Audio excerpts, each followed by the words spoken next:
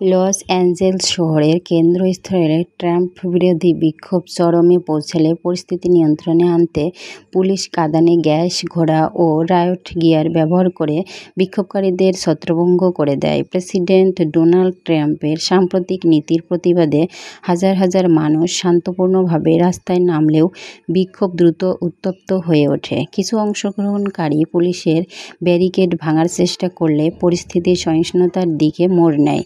Police দাবি করে তারা প্রথমে বারবার সতর্ক করেছিল এবং শান্তিপূর্ণভাবে স্থান ত্যাগের আহ্বান জানিয়েছিল, কিন্তু যখন বিক্ষোভকারীরা নির্দেশ অমান্য করে তখন বাধ্য হয়েই বল প্রয়োগ করা হয়। ঘোরসওয়ার দাঙ্গা পুলিশ শহরের প্রধান সড়কে গড়িয়ে পড়ে থাকা বিক্ষোভকারীদের ছত্রভঙ্গ করতে সক্রিয় হয় এবং কাঁদানে গ্যাস ছুড়ে তাদের পিছিয়ে দেয়। ঘটনাস্থলে উপস্থিত অনেক বিক্ষোভকারী বলেন তারা কোনো ধরনের সহিংসতায় যুক্ত ছিলেন না, তবুও পুলিশের আচরণ ছিল অপ্রয়োজনীয়ভাবে কঠোর। সামাজিক যোগাযোগ মাধ্যমে ছড়িয়ে পড়া ভিডিওতে দেখা যায় কাঁদানে গ্যাসে দম বন্ধ হয়ে আসা বিক্ষোভকারীরা পানির বোতল নিয়ে চোখ ধুয়ে দিচ্ছেন এবং অনেকে পালিয়ে যাচ্ছেন। এই ঘটনার বেশ কয়েকজন বিক্ষোভকারী আহত হয়েছেন বলে জানা গেছে, যদিও গুরুতর কিছু হয়নি।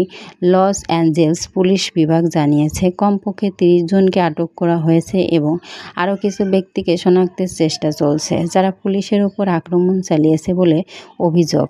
মানবাধিকার সংস্থাগুলো এই ঘটনায় উদ্বেগ প্রকাশ করেছে এবং বলেছে শান্তিপূর্ণ প্রতিবাদের অধিকার সংবিধান দ্বারা সুরক্ষিত, সেটিকে বল প্রয়োগ করে দমন করা উচিত নয়। অনেকেই মনে করছেন পুলিশের এই হস্তক্ষেপ আন্দোলনের পক্ষে আরও জনসমর্থনও সৃষ্টি করবে। এই ঘটনার মাধ্যমে স্পষ্ট হয়ে উঠেছে যুক্তরাষ্ট্রে রাজনৈতিক মত পার্থক্য এখন শুধু বাকযুদ্ধেই সীমাবদ্ধ নেই, বরং তা রাস্তায় নেমে এসেছে সংঘর্ষের রূপে।